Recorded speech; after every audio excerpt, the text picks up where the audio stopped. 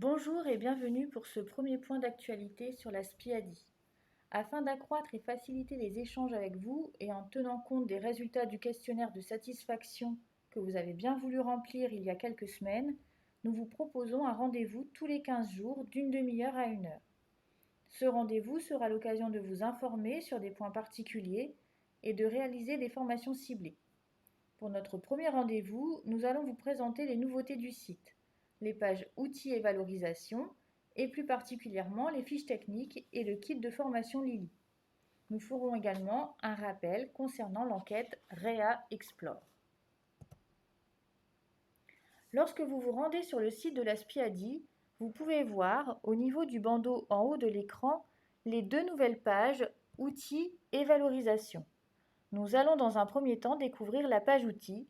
Il vous suffit de cliquer. Sur la page outils sont mis à disposition des outils pour la prévention des infections associées aux dispositifs invasifs. Cette page sera alimentée au fil de l'eau par des documents et outils envoyés par les CEPIAS des différentes régions. Pour commencer, nous avons placé des outils élaborés en région Centre-Val de Loire. Tous les documents présents sur cette page sont en accord avec les recommandations nationales en vigueur. La page outils est composée de deux onglets, l'onglet fiches techniques et l'onglet outils pédagogiques. L'onglet fiches techniques comporte trois parties. La première partie regroupe les fiches relatives à la pose des dispositifs intravasculaires. Il y en a trois. Une pour la pose des CVC, PICC-Line et Midline avec prolongateur intégré, une deuxième pour la pose des CCI et enfin une troisième pour la pose des CVP et Midline sans prolongateur intégré.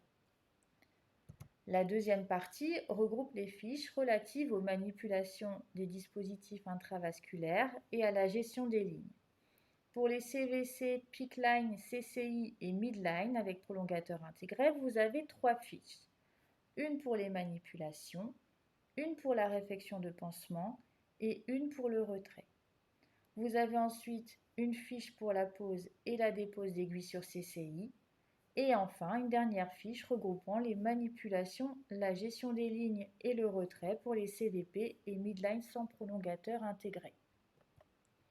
La troisième partie est réservée à l'utilisation des antiseptiques avec une fiche qui reprend le choix des antiseptiques chez l'adulte en fonction de l'acte invasif ou de la manipulation réalisée. Une fiche pour les enfants et nouveau-nés est actuellement en cours d'élaboration. Très prochainement, deux nouvelles fiches spécifiques à la néonatologie seront mises à disposition sur cette page. Il s'agit de fiches élaborées par le groupe de travail SPIADI Réanimation néonatale. Il s'agit d'une fiche pour la pose d'un cathéter veineux central pour la nutrition parentérale et d'une fiche pour les manipulations, la gestion et le retrait d'un cathéter veineux central pour la nutrition parentérale. Les fiches comportent définitions, points essentiels, objectifs, matériel, techniques, références, etc. Toutes les fiches sont téléchargeables et imprimables. Donc au niveau de l'onglet outils pédagogiques, vous allez retrouver l'outil de formation pédagogique Lily, élaboré par l'équipe et portant sur les infections liées au cathéter veineux périphérique et sous-cutané. Cet outil met en scène Lily, une infirmière qui va poser un CVP à son patient, M. Dupont. Les étapes essentielles de pose et de gestion d'un cathéter veineux périphérique sont reprises. Le kit de formation comprend un guide pour vous aider à organiser vos sessions de formation, une affiche et l'outil lui-même sous deux formes, un diaporama animé à faire défiler avec des clics et une vidéo qui se déroule toute seule.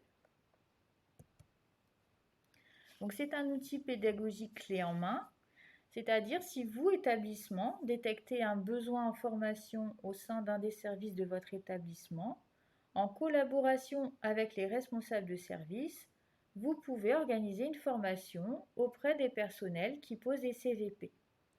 Pour mettre en place cette formation, vous allez utiliser le guide pratique, téléchargeable et imprimable qui reprend le contexte, le contenu, quand et comment utiliser l'outil Lily, ainsi qu'un questionnaire permettant d'évaluer la formation.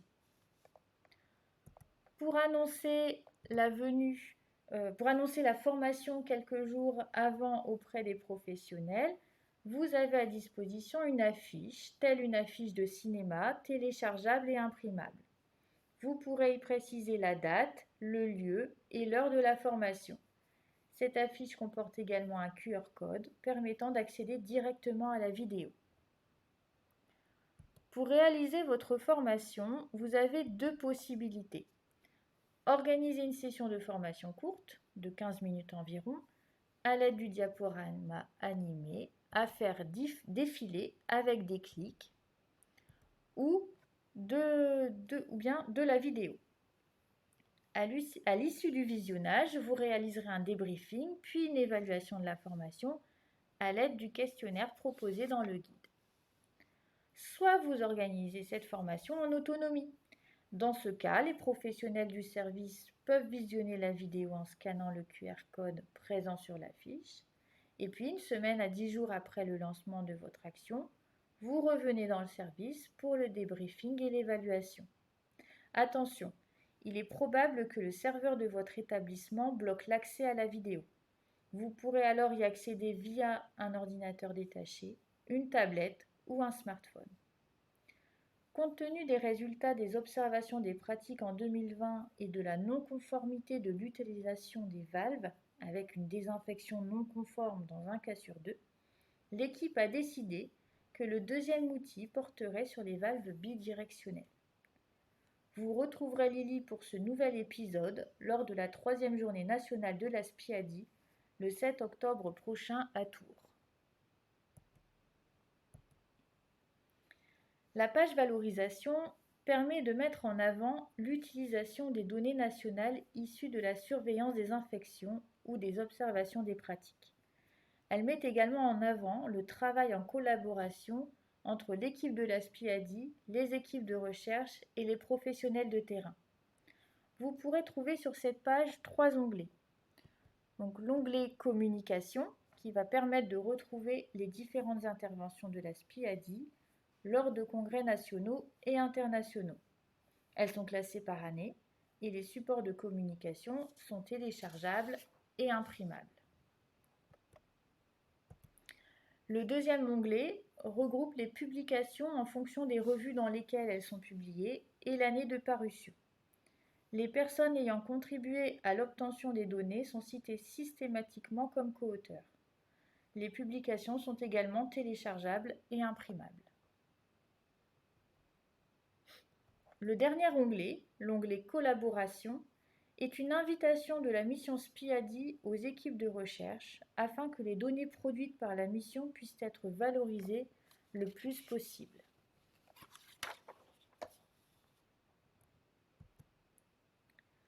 Nous souhaitions faire un rappel concernant l'enquête REA Explore. Tous les documents relatifs à cette enquête sont disponibles sur le site spiadi.fr sur la page Observation des pratiques. Il s'agit d'une enquête annuelle destinée aux services de réanimation participant en parallèle à une modalité de surveillance. Cette enquête a deux objectifs.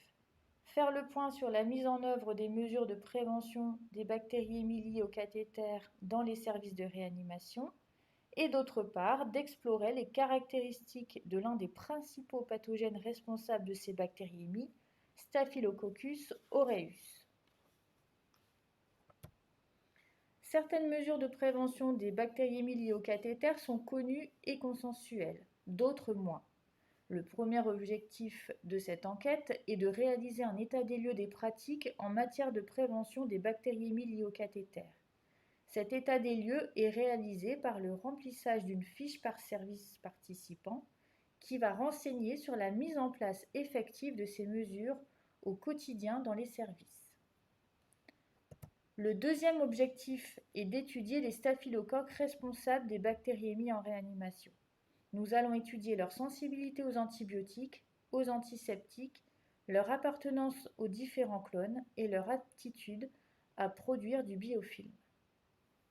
Pour chaque patient présentant une bactériémie associée aux soins à Staphylococcus aureus, pendant les 3 mois de la surveillance, il est demandé de remplir, en plus de la fiche bactériémie, une fiche patient REA Explore, qui qui porte sur les mesures de prévention des bactéries miliocathétères mises en place pour ce patient et de faire parvenir à la SPIADI un écouvillon ensemencé avec la souche de Staphylococcus aureus de ce patient. L'analyse des souches est faite au CEPIAS en collaboration avec le CNR Staphylocoque. Cette étude sera renouvelée chaque année.